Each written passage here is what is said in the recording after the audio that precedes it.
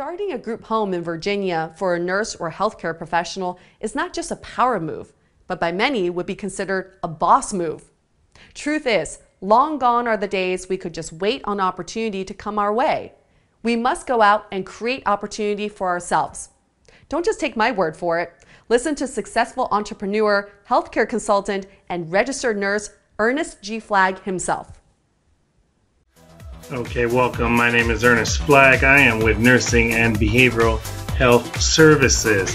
The focus of this video will look at the licensing process of starting a DD group home in Virginia, a state that we really love. It is a state that is without a whole bunch of convoluted mess and junk to help stop people from getting across that line, that finish line. We like Virginia very much. It does come with some very good perks. You don't need an application to to start a personal care business in Virginia. Per diems, daily per diems are right at $245 a day, and that's for the care. Your rent would be something different. It's an additional $600 to $800 per month. Looking at about $34,000 a month as a gross, 45% return, and a 45% return on that. And that's running that facility, that group home, very lean. Healthcare professionals happen to be our #1 clientele, and it's probably because we several individuals, including myself, in this agency are medical professionals, nurses, and then as well we have a plethora of individuals that are on our team that does a lot of our marketing, outside marketing for us, with us, on our behalf. And they're still healthcare professionals as well, and that would include doctors and physical therapists. You got your occupational therapists as well, respiratory therapists, and they're actually promoting us and putting us out there. We've opened many homes for these type of healthcare professionals before, and we can as well do that for you. This video will look at the licensing process in Virginia. It is a process that is not a very convoluted process, but it's detailed. Virginia's website is laid out very well. It's very thorough. You just this link here will provide you in the description, or inside the descriptions below the video, or you should ascertain this link from our blog, but we'll try to embed it as well in the video so that you can get it. Licensing process overview. You come down here and we'll click right here. I'm going to try to expand this document so you can see it. DVHDS. Licensing process is a 5-stage process, which is outlined below. Here they tell you it is important for all applicants to understand the licensing process due to the high volume of applications, and there is a very high volume of applications coming into Virginia. They say it could take up to 6 to 12 months for this whole process. So they expect that. Here, #1, they tell you don't run out and get a home until you are near the licensing process. They say that delay renting office space, buying furniture, hiring staff. Okay, however, you should be collecting and submitting resumes for prospective staff for your critical positions. All right. Key in this first piece is program material, but get that program material right is what they're saying. Review your business plan, including how you expect to get referrals for your program. A license does not guarantee sufficient referrals to sustain a business.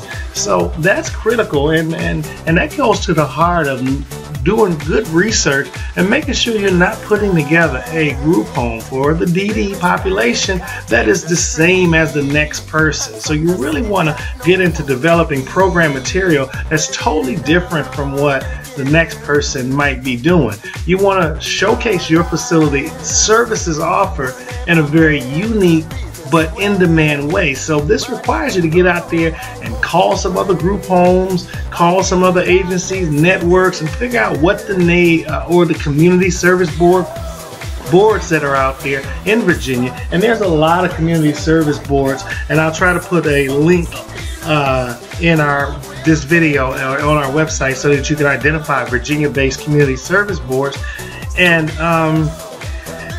find out what the need happen to be. Do they need more group homes for DD that's caring for individuals with more challenging behaviors?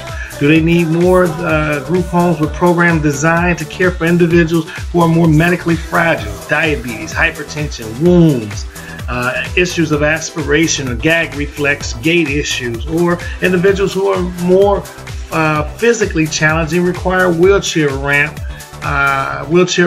and barrier-free settings. So do your homework, do your homework, do your homework. Again, I'm gonna make sure you get to this document. Phase 1 looks at the completion of the initial application and all the attachments below. Listen, what I want to say about that is read those attachments very carefully, okay? There are some that has totally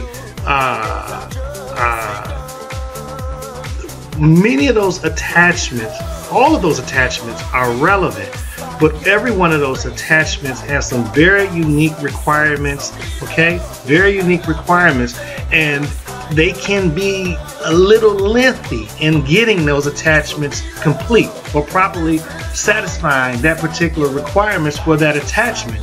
So really look at them, allow yourself time to plan this process out, and be very thorough in the review of each one of those attachments, because it's little subtleties that are in those attachments which could hinder your program from moving forward. And that's all on you. Complete that application.